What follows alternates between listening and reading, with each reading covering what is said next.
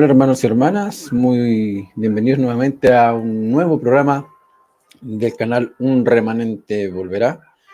Gracias por estar siguiendo el canal, algunos, los que pueden ver los capítulos, los que lo han podido ver completo, seguir la secuencia. Espero que sigamos en esto para seguir aprendiendo. El canal está enfocado 100% en el tema de Isaías, ¿ya? Para poder aprender más acerca de las palabras del profeta, del libro, la importancia que tienen. El capítulo anterior hablamos acerca de los nombres en clave para el siervo de Jehová de los últimos tiempos y también así como el architirano o el anticristo del fin de los tiempos también. Así como algunas palabras en clave para nuestro Salvador, para Jehová, que se mencionan en las palabras de Isaías. Estas palabras tienen aplicación literal, ¿cierto? Pero también son palabras en clave y habíamos visto que el contexto era muy importante el contexto para poder dilucidar bien qué está pasando en los capítulos, ¿ya? No olvidar siempre que cuando leemos Isaías se hace en una dualidad de tiempo, ¿ya? Se aplica para el tiempo de él y para el tiempo del fin, ¿ya? Pero cuando hablamos del fin es el gran día de Jehová, ¿ok? Es ahí. No están estos días ahora que estamos como días precursores, ¿ok? A ese gran día. Los eventos se están acomodando en el mundo, las piezas para empezar. En la primera ficha dominó a caer y va a empezar la secuencia. Muy rápido, de muchos eventos. Entonces, para hoy, ¿qué quiero compartir con ustedes? Siguiendo con esta línea de los nombres metafóricos que hay en Isaías, es acerca de, voy a agrandar acá, la alegoría en Isaías y sus nombres metafóricos. Vamos a encontrar algunos nombres en el libro de Isaías como piedras preciosas o diferentes tipos semipreciosas también y comunes, montañas, colinas, tormentas y otros nombres más, bosques, ¿cierto? Árboles, tipos de árboles. Entonces, la clase de hoy va orientado a poder dilucidar un poquito más de qué van estos nombres en el libro, ¿ok? Bueno, partamos con los más comunes, que son los siguientes. Antes de ello vamos a hacer la aclaración de qué es una alegoría. Dice, el uso de la alegoría por parte de Isaías. La alegoría es una figura literaria o retórica que representa un concepto o idea por medio de imágenes metafóricas o alusivas para transmitir algo diferente a lo expresado. ¿Ok? Entonces, Isaías ve el fin de los tiempos, como ya lo hemos dicho muchas veces, ¿ya? Y cada cosa que él ve le otorga un nombre metafórico, ¿ya? Generando una línea literaria, retórica, ¿ya? Que se transforma finalmente el libro de Isaías en una gran alegoría del fin de los tiempos, con muchos simbolismos, pero son aplicables, ese es el asunto de Isaías. Vemos todas estas alegorías, estas metáforas, y nos entrampamos en esa línea. De hecho, el libro cumple esa función, ¿ya? De este entramado que hay allí, que hay que eliminar para poder empezar a escarbar y llegar a la parte más blanda, por decir, del terreno. Después que sacamos esta trama, un poco más dura arriba, a través de la fe, de la constancia, de la diligencia, oración y ayuno si es necesario para poder aprender las palabras del profeta, ya esta capa se libera y empezamos a escarbar lo blandito, por decirlo así. Y empezamos a sacar lo nutritivo del libro. Entonces vimos lo que es la alegoría y avancemos. Por ejemplo, en Isaías se escribe muchísimo sobre qué es montañas, las colinas. Las montañas representan naciones, propiamente tal, ¿ya? Y pueblos. Ojo, que también está la aplicación literal. O sea, montaña, una colina. Pero las montañas son naciones y las colinas son pueblos. Dice lo siguiente, una parte integral de la codificación del mensaje de Isaías de superponer una profecía dentro de otra profecía es su uso de alegoría y la metáfora. Los profetas, además de Isaías, hacen esto, pero ninguno tan bien como el mismo Isaías. Aparte de su significado literal, por ejemplo, el término montaña puede significar nación. Un ejemplo, Babilonia es una montaña destructora. La piedra cortada del monte, no con mano, se convierte en un gran monte que llena toda la tierra. Entonces, utilizando líneas paralelas, Isaías establece la idea de montañas como metáfora de naciones o reinos. Y de esa manera predice cosas que solo aquellos que buscan sus palabras entienden. Entonces acá tenemos el primer ejemplo sobre montañas y las colinas. Por tanto, podemos leer el monte de la casa de Jehová en Isaías 2:2 como la nación de su casa. Sión como cabeza de los montes puede significar cabeza de las naciones, una bendición del pacto de Sinaí.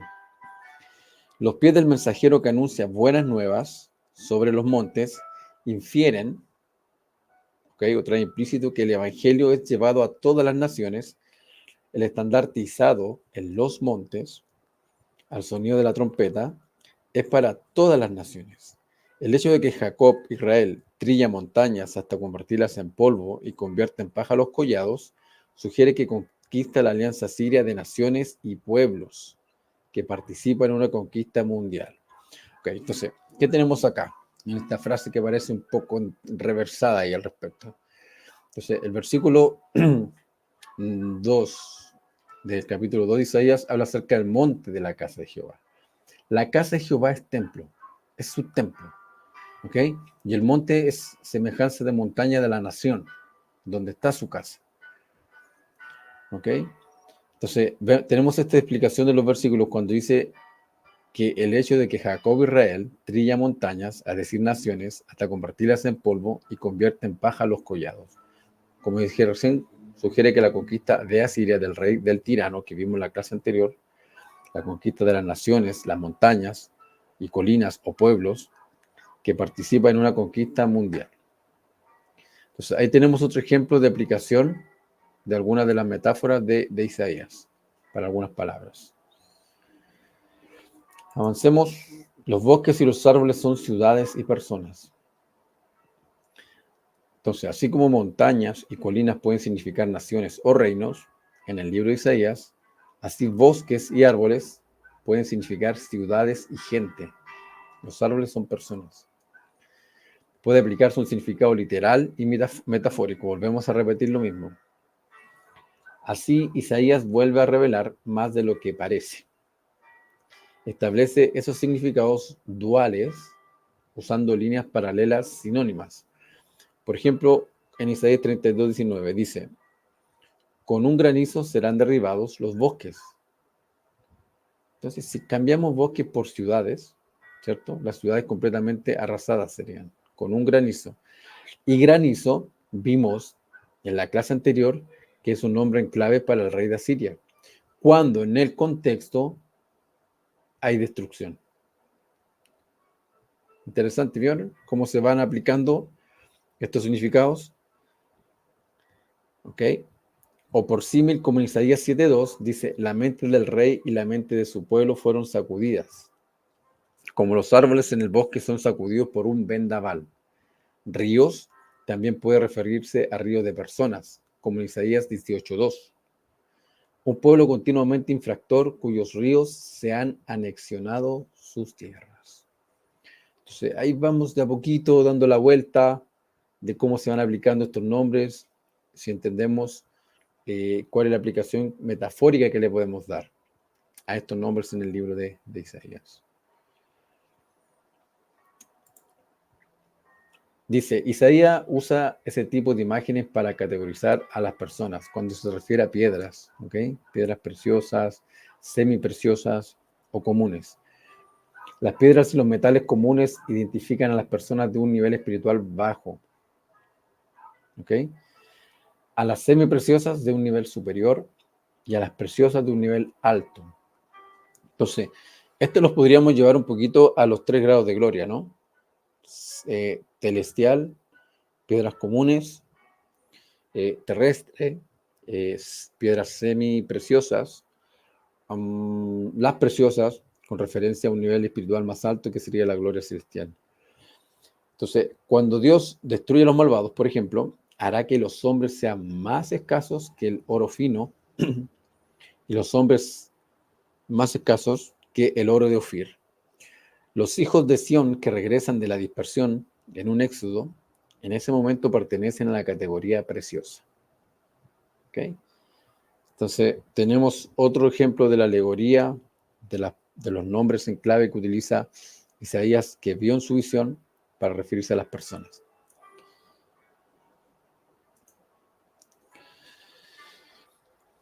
Ríos, ¿ya? Isaías describe así al rey de Asiria, ya lo vimos la clase anterior nuevamente, la repito para que vayan ahí, como un mar y un río. Que Jehová hará subir sobre ellos las grandes y poderosas aguas del río. También podemos aplicar, cuando vimos recién que el río puede ser aplicado a muchas personas, y si está aplicándose en el contexto del rey de Asiria, el architirano, ¿ya? Que va a subir con sus grandes y poderosas aguas del río, puede ser claramente sus ejércitos de personas, ¿ya? Donde él va a subir el rey de Asiria con toda su gloria.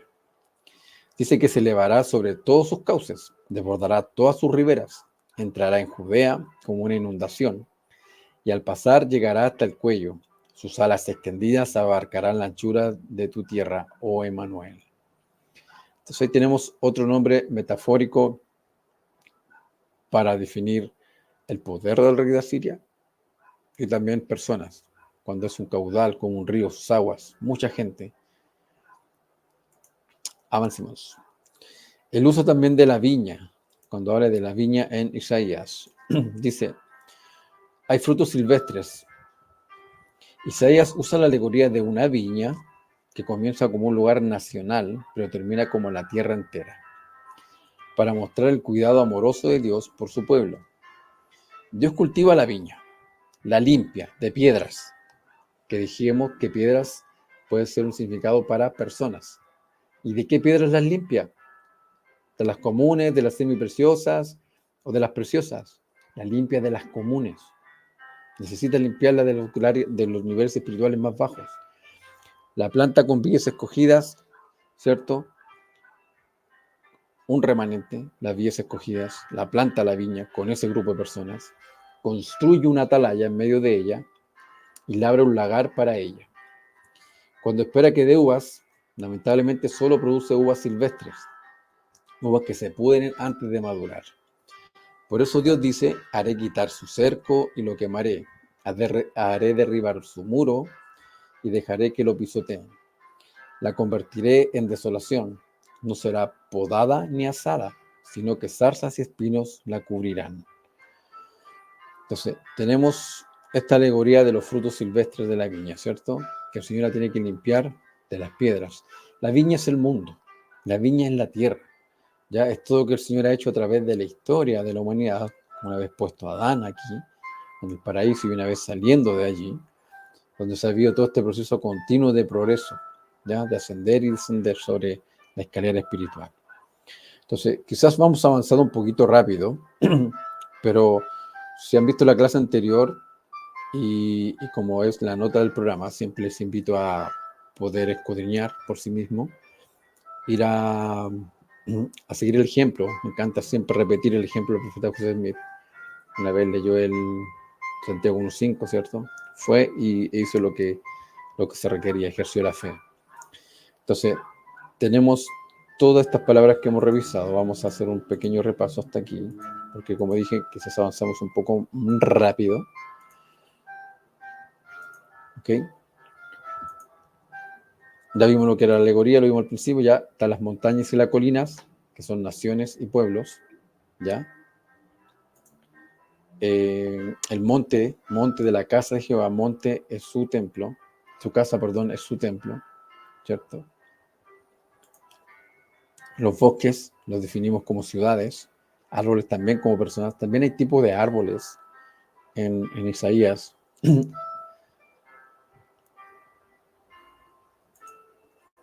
El tema de las piedras preciosas, también lo revisamos, los niveles como los define Isaías, ya según el nivel espiritual, la categoría espiritual, se van categorizando los eventos que ocurren en el libro. Y cómo la tierra tiene que ser limpiada, de la viña tiene que ser limpiada de las piedras comunes. Recuerden que solo se llega al milenio, al proceso de establecer el milenio, con gente de categoría terrestre. ¿Ok? Pero esos eventos no son de un día, lo he repetido en la clase anterior. Por eso digo, es importante a medida que avanzamos con el canal, que el canal tiene apenas un mes, un poquito más. Creo que con este es el 9º video que subo.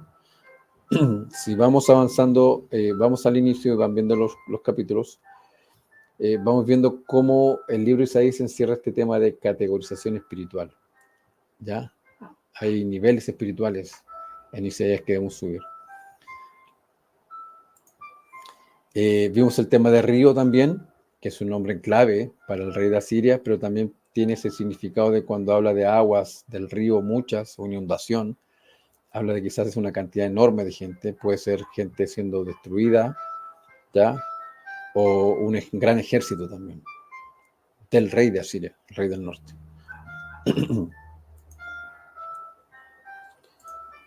Ya habíamos visto recién lo de los frutos silvestres, ¿ya? En la alegoría del olivo de Jacob está el árbol natural, ¿cierto? Que es el olivo, que es la casa de Israel, a saber, los descendientes de Leí, las 10 tribus y los judíos. Y están estas ramas silvestres también, que seríamos los gentiles, que hemos sido injertados para mantener el árbol con vida. Pero, como leímos acá, a pesar de que el Señor limpia la viña de piedras, la planta con vides escogidas, construye una atalaya, ¿ya? Aún así nosotros producimos uvas silvestres, ya que se pudren antes de madurar. Entonces el Señor tiene que, en el fin de los tiempos, volver a hacer este último esfuerzo, como sale la alegoría de Jacob, ya llamando a este siervo del fin de los tiempos, el cual comisiona a otros siervos para hacer el último trabajo en la viña, antes definitivamente que destruirla y quemarla. Habíamos llegado hasta aquí recién, haciendo el repaso. Entonces, debido a que esta alegoría se aplica, la alegoría de la vid, de la viña, se aplica tanto al pueblo de Dios de los últimos tiempos como a los de los días de Isaías, el escenario del pueblo de Dios apostatando, seguido por una potencia extranjera que invade su tierra, se repite al final. Las predicciones de Isaías sobre la invasión de Asiria a la tierra prometida y su conquista del mundo ilustran el cumplimiento de la alegoría, como la maldad del pueblo de Dios precipita el día del juicio de Dios y cómo Dios usa a los enemigos de su pueblo para castigarlos. Sin embargo, al final, el buen fruto que produce un remanente justo del pueblo de Dios llena toda la tierra. ¿Okay? Entonces, en la alegoría del libro de Isaías tenemos toda esta secuencia que va dando el libro con respecto a las vides, a cómo definen las personas del fin de los tiempos y estos nombres en clave. Entonces, la invitación, ya en este capítulo breve que acabamos de ver, acerca de identificar estos nombres metafóricos, es que si los empezamos a estudiar ahora el libro y empezamos a cambiar un poquito los nombres con respecto a lo que les acabo de mencionar, vamos a ver cómo el libro se va abriendo de a poco. Como dije, el entramado duro, esa tierra dura encima, se va abriendo y vamos comprendiendo un poco más las palabras de Isaías. Recordemos que Isaías es el profeta del fin de los tiempos. Nefi, Jacob y el Señor fueron los principales en citar sus palabras en el libro de Mormón. Ya hay que ir más allá, hermano. Hay que ir a Isaías. Eso va a suponer un esfuerzo. Hay que pagar un precio, que eso es netamente más dedicación. Pedir para recibir, como dice la Escritura, buscad para hallar. Y quienes hagan esto, hermanos, seremos y somos realmente enormemente recompensados con esto. Unas imágenes adicionales en el libro de Isaías, también metafórico, es el de tormentas. Dice, imágenes de tormentas denotan el día del juicio. El uso que hace Isaías de imágenes de tormenta, cuando los elementos estarán en conmoción, le permite retratar muchos aspectos del día del juicio de Dios. Cuando Jesús habló de un hombre sabio que construyó su casa sobre un lecho de roca, que cuando descendieron las lluvias, vinieron las inundaciones y los vientos soplaron y azotaron esa casa, no se cayó porque estaba fundada sobre una roca. Roca, nombre en clave de quién? Del Salvador Jesucristo. Lluvia, inundación, ¿ok? Nombre en clave que podemos aplicarlo perfectamente a estarse tirando el fin de los tiempos. Cuando vino esa potencia, ¿cierto? Esta roca, esta casa resistió porque estaba fundada en el Salvador. Sigo, dice, no solo estaba enseñando un principio espiritual, sino también prediciendo un escenario del fin de los tiempos. En ese día, el pueblo de Dios será castigado por Jehová de los ejércitos, por su maldad, con estruendosos temblores, estruendos, ráfagas tempestuosas y conflagraciones de llama devoradora. Entonces, tenemos otro nombre metafórico para ir ideando la secuencia del libro de Isaías. Entonces, eso es, hermanos, hermanas, no es un capítulo muy largo el de hoy, ya hay que tratar de ir allá nomás, estudiar un poco más, dedicarnos al libro. Dudas, consultas las pueden dejar en los comentarios, soy llano para poder responderles. Así que estos son de los grandes aspectos. Si hay algo que se haya pasado, claramente sí. Como dije el capítulo anterior, yendo más a fondo podemos estudiar los temas por más de una hora, hora y media al respecto. El próximo capítulo voy a hablar acerca de esto, porque el libro de Isaías encierra una escalera espiritual que nos lleva hacia la presencia de nuestro Padre Celestial. Una de las primeras secuencias de escalera espiritual que tenemos es la escalera de Jacob, ¿cierto? En el Génesis. Esta escalera que él vio que llegaba del piso y ascendía hacia los cielos y veía cómo los ángeles, ¿cierto? Ascendían y descendían. Esta doctrina es hermosísima. Lograr entender esta nos ayuda a poder comprender en qué escalón estamos de esta escalera espiritual. Isaías categoriza 7 niveles espirituales que vamos a ir viendo la próxima clase. Como dije, no fue una clase larga, espero se haya entendido, avanzamos muy rápido, pero si tenemos la base de las clases anteriores, no nos va a ir, hermano. Así que yo le agradezco el tiempo y le espero la próxima clase para poder dilucidar las 7 categorías espirituales que Isaías tiene, ¿ya? Las cuales nos ayudan a ascender o descender en este progreso, en este estado de aprobación.